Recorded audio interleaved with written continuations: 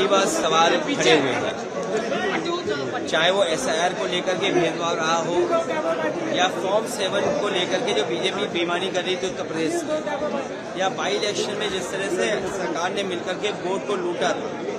तो ये तमाम सवाल खड़े हुए हैं। इसलिए चुनाव आयोग जब आज चुनाव डिक्लेयर करने जा रहा है कई स्टेट्स में, तो चुनाव आयोग ये भी भरोसा दिलाए कि निष्पक्ष चुनाव होगा और कहीं भी किसी के साथ भेदभाव नहीं होगा, क्योंकि बहुत सारी उंगलियां चुनाव आयोग पे उठी है। ये कॉन्स्टिट्यूशनल बॉडी है, उनकी जिम्मेदारी बनती है कि उनकी क्रेडिबिलिटी पर कोई सवाल न खड़ा करे। छत्रपति शिवाजी महाराज हम सब और हमारे लिए गर्व की बात है कि छत्रपति शिवाजी महाराज जी से हम लोग समय समय पे प्रेरणा लेते हैं, उनके साहसी होने का, उनकी बहादुरी का, और उन्होंने जो अपने जीवन में जो रास्ता अपनाया संघर्ष का, उसको लेकर के आगरा में एक बहुत बड़ा म्यूजियम बनाने का सरकार ने फैसला लिया है, लेकिन सरकार बजट नहीं दे रही है।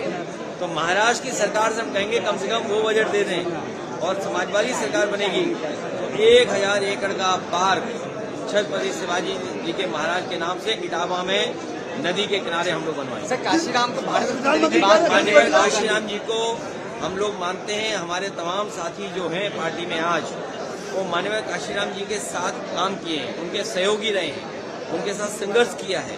आज उनको याद करते हुए एक बार दोबारा संकल्प लेते हैं कि बहुजन समाज को जो उन्होंने जगाया, बहुजन समाज को जो न्याय और अधिकार दिलाने के लिए उन्होंने बाबा साहब भीमराव अम्बेडकर जी के संविधान के तहत संघर्ष किया, उसको हम लोग याद करते हैं और उस रास्ते में चल करके बहुजन समाज को न्याय और सामाजिक न्याय के राज की स्थापना के लिए हम लोग काम करेंगे। राहुल गांधी भारत रत्न की मांग कर रहे हैं काशीराम जी के लिए। हम सब चाहते हैं कि माननीय काशीराम जी को भारत रत्न मिले। जिस तरीके से प्रधानमंत्री LPG तो लापता गैस उसका नाम रख लेना चाहिए, लापता गैस। अब है ही नहीं कहीं पर गैस। आप ये हालत है, बताइए, हालत ये हो गई है कि खाना नहीं बन सकता।